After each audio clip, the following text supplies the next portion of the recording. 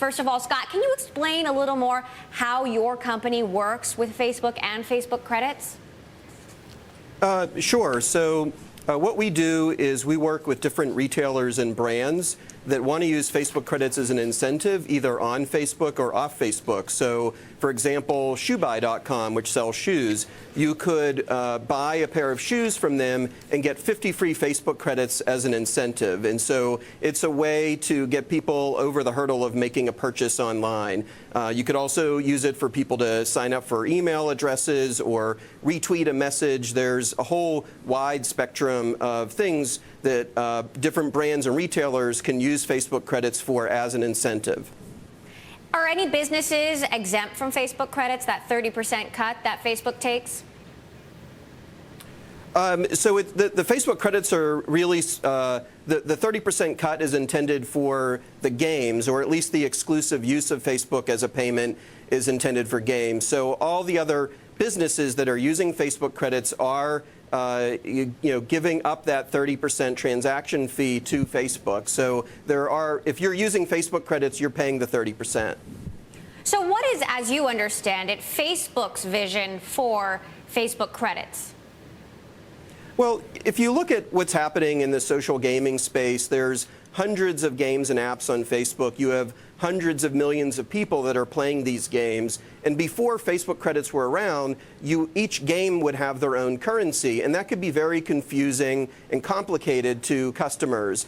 They could have a whole bunch of currency in one game, and then they switch and go and play another game, and their currency isn't good to move around. Now you have Facebook credits, which is this universal currency available for all the different games on Facebook, and it's a lot easier and simpler for people who love playing games to have this currency. Now, Cory has a question about Facebook's credits policy relative to Zynga in particular. Cory?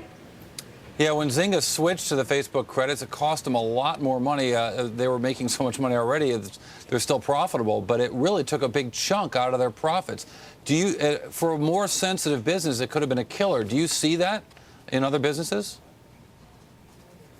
I mean, what we see is that it's a rising tide that can lift all boats. So if you have one single currency, it can gain an awareness. People are more familiar with it. They're going to be more familiar with it as a currency to use for games, and you should see an overall lift in people using Facebook credits in these games. And then services like what Ifeelgoods is doing, which is now extending Facebook credits into other areas, like allowing different brands and retailers to offer them as incentives off of Facebook, will help extend that awareness and get people filled up, have their accounts filled up with Facebook credits that they can begin using.